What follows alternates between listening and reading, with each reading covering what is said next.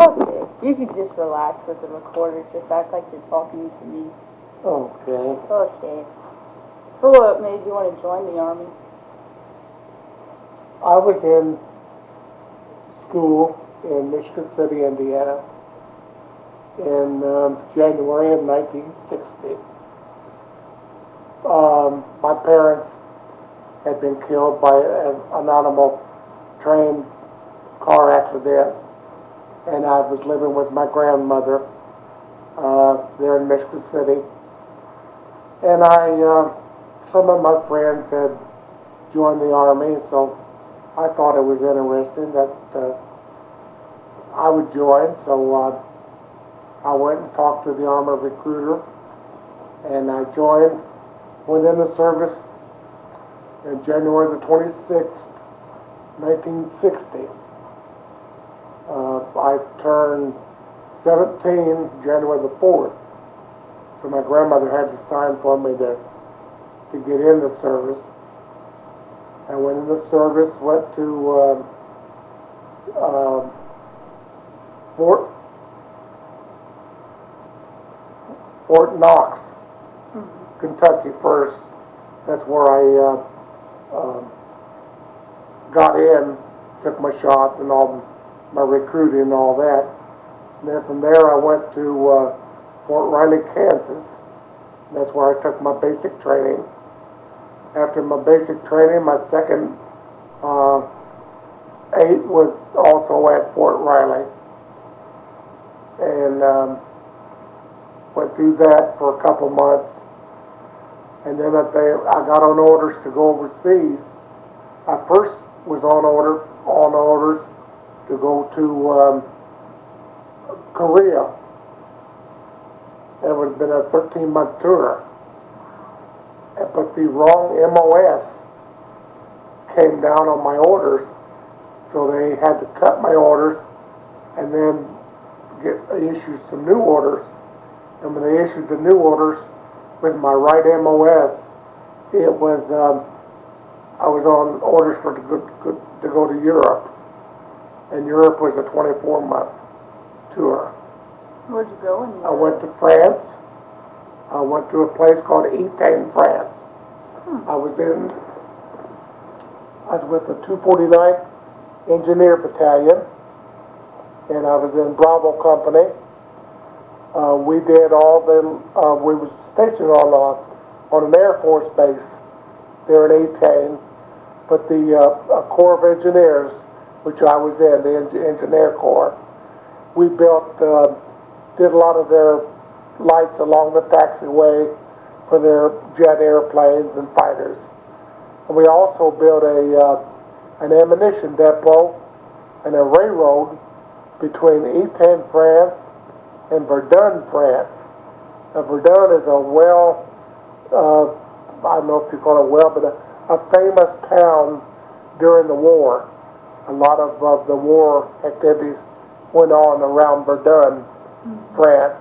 And we built a big ammunition depot and a railroad to get to the depot between Etienne, where we were stationed, and Verdun, France. After we were there and built that railroad, they shipped us to Nancy, France, and that was another Air Force base, and we did work for them there on that Air Force base. After we completed that job, they sent us to a place called Schaumburg, France, and we also worked for the Air Force there. So really, it was in the Army Engineers, but we did all the dirty work for the Air Force. All their big jobs, they always call the Army Engineers in to do it. So you pretty much were like the builders for different things that was going on. Right. And when I went into the service, I was wanting to be a heavy equipment operator, learn how to operate bulldozers and earth moving machines and things like that. So when I got out of the Army, I would have maybe a career to get along as being a heavy equipment operator. So they put me on a 5-ton dump truck. That was my heavy equipment. I hate to say this about the Army. I enjoyed my tour of the Army, but they'll say anything to get you.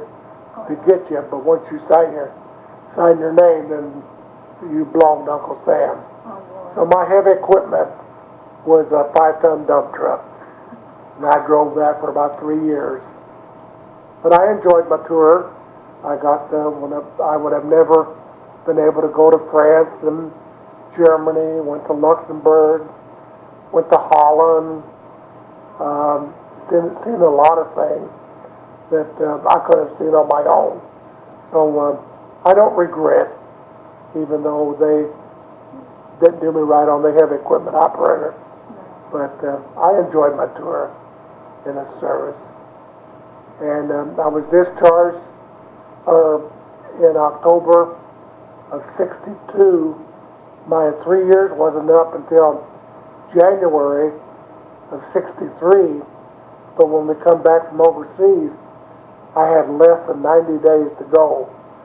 And so instead of re-signing me to a post here in the United States, they just went ahead and gave me a 90-day early discharge. Wow. And I got an honorable discharge out of Fort Dix, New Jersey. That's where we also process to go overseas. Then when you come back, you also go through Fort Dix, Missouri. And then that was in October. I got discharged October 31st. I was on Halloween night. What year was that? That was in 1962. And my wife and I were engaged before I went overseas. So when I got out, we got married November the 30th of '62. Sometimes we joked and said, I jumped out of the frying pan into the fire. But I've been married now for 43 years. I have 2 lovely daughters. I have 4 wonderful grandchildren, Christina and Danny, and Bryan, Ray, and AJ, and they're my grandchildren. And we pastor a church now in Bedford, Indiana, my wife and I, and we're trying to do all that we can for the Lord and do the work for Him, because we know He's coming very, very soon, and we've got to be ready. I'm going to ask you a few more questions to get even more in depth. Okay, I'll try my best to answer. Now, how'd you like basic training? Basic training, it was hard. Seems like the drill sergeants, the madder they can make you, the happier they are. So, I mean, that's just basic training. They try to do everything they can to make you tough. Mm-hmm. They say you're nothing but a hired killers and all this. But you always have to do a lot of push-ups and if you do something wrong, give me 50, and did a lot of marches, a lot of bivouacs. But after, of course, while it was going on, I hated it. But after it was over, I mean, I look back on it now. It was a good training. It taught you discipline. A lot of discipline. Oh, yeah. Now, did you get in trouble a lot during basic training and have to be punished? No, I was I guess a pretty good soldier. I obeyed my commanding officers and sergeants. I tried my best to do what I was told. One time, of course, when you first go in, I was just, like I said, I was only 17. And like I said, the sergeants try to do anything to make you mad. And I didn't have no beard at all. I was just a 17-year-old kid. Mm-hmm. All they have is a little bit of fuzz on their face. So one time during formation, he said I needed to shave. So he made me go in and dry shave. Oh. With no water, no soap, no nothing, just take a razor and shed. That was my punishment. That's the only thing I can really think of that I was, oh, there was one other thing. I was on KP duty. What's KP? That's kitchen police. Oh. Wash dishes, pots and pans, work in the mess hall. And I was over the washing of the pots and pans. And I had them all washed. It was all done. And the old mess sergeant come over and he looked in the bottom of one pan and seen a little bit of stuff that I hadn't washed real good like I should have. So he made me wash every pan over again in the mess hall. Every single one of them. Not just the pan that he said was still dirty. But I had to wash every single. And I got mad. I just throwing the pots and pans around. And the sergeant come up and he said, "Are you mad?" I said, "You better believe I'm mad." He said, "Okay, wash them all over again." So I had to wash them all over, every pan. So after I did it the third time, he come over and he said, "Rice, are you still mad?" I said, "No, I'm not mad." He said, "Okay, you're dismissed. You can go back to your barracks." So that's the only trouble I really ever remember getting in. One other trouble, and that was not my mistake, but during basic training, we had to go what they called hand grenade. We threw live hand grenades into a big pit. You would have to pull the pin and then throw the hand grenades. And there was a guy right next to me, had pulled the pin and went to throw it, and he dropped it. And the sergeant hurried and grabbed it and threw it over the hole, and it went off in midair. So that was a very close call. We could have all been killed by that hand grenade. So that was during hand grenade course. That was the scariest. That was the scariest. That was the scariest point. Another time we was on rifle. We was qualifying with our rifles, and I was aiming down through the sights, and it seemed like I couldn't hit the target as good as I wanted to. The sergeant said, "Well, try looking down the side of the barrel instead of, they call it Kentucky windage, instead of looking down through the sights." So I looked down the side of the barrel, and I could shoot a lot better. He said, "Boy, you're a better shot shooting Kentucky windage than you can looking down the sights." Wow. So,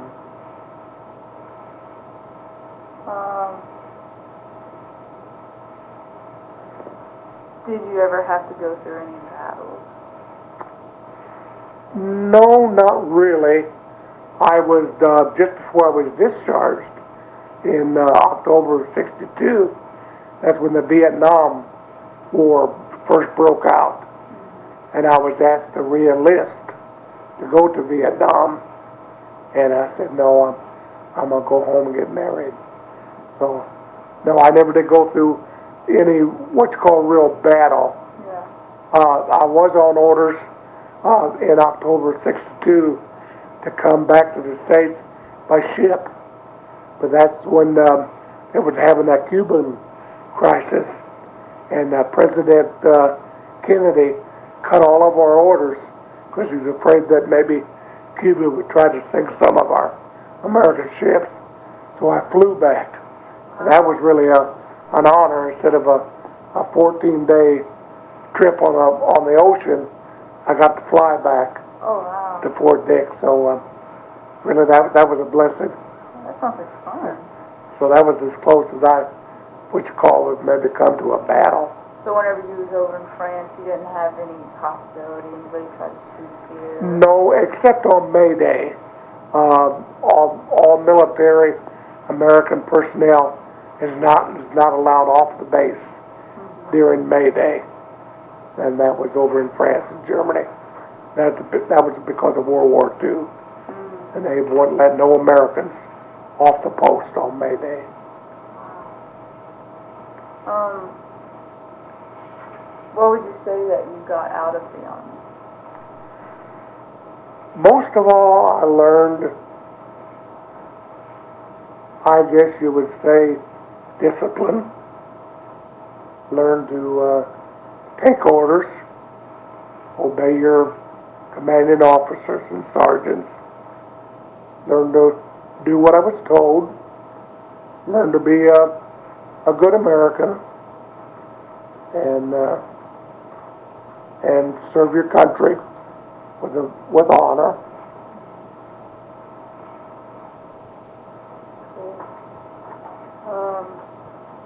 What does MOS mean? I noticed earlier you said MOS. That is, everybody that has like I went in for a heavy equipment operator. Mm-hmm. My MOS was 6, 12, 10.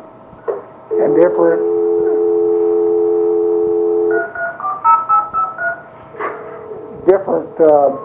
MOS. Okay, what was MOS? An MOS is different. That's a number that they give you for whatever job. Mm-hmm. Like if you're a clerk, you got a number for that, a MOS. If you're a cook or electrician, or so mine was a 61210, which is a heavy equipment operator. What does like the initials MOS stand for? You know, I can't really think. I have to think about that. Okay, last question. What was the funniest thing that happened while you were in the Army? What was the funniest thing that ever happened when I was in the Army?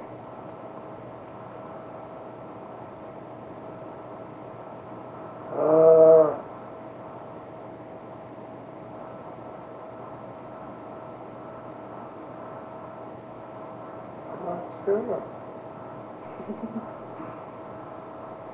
I finished my, it wasn't funny. I finished like I said, I went in when I was 17, Mm-hmm. and I quit high school to join the Army when I was 17, but I finished my high school degree under the Army GED while I was in the Army. But, well, I'm sure there was a lot of funny things happened when I was in there, but right offhand, I can't think of anything. I can't think of anything. What about when you had to peel potatoes? You got in trouble, you had to work in the kitchen and do dishes, or? I told her about that washing pots and pans. They made me wash them over 3 times. Oh, she was mad. I don't know if that was funny or not. That was funny though. Funny to us. Yeah. It's funny when you look back on They it. asked me if I was still mad. Finally, I said, no, I'm not mad. What about practical jokes? You know, where you put shaving cream in your hand and your hand. Oh, well, I guess you would say that. Yeah, a lot of guys had, of course, they give the GI burr back then. Mm-hmm. That burred your hair. And some guys, in fact, I did myself. I went back to the barracks and took a straight razor and put shaving cream all over my head and shaved my head completely bald. And of course, the Army said that they could have disciplined me for it, because once you say swear in the oath to be in the Army, your body belongs to the Army. If you get sunburned, they can court-martial you. Wow. If you do anything like that to your body, and my shaving, because my head belonged to the, and so I went to bed that night, and somebody had took some Old Spice aftershave lotion and put it all over my head. And you talk about burn, all that burn. Other guys, they would lay with their hand on, and they would spray shaving foam in their hand, and then tickle their nose with a feather, and then slap themselves in the face. No, that's shaving cream. Well, I guess you'd call that some funny thing. Did you ever play any practical jokes on people? I probably did. That's been over 40 years ago. I can't remember. So I bet you're glad you didn't have to go to Vietnam, huh? Yeah.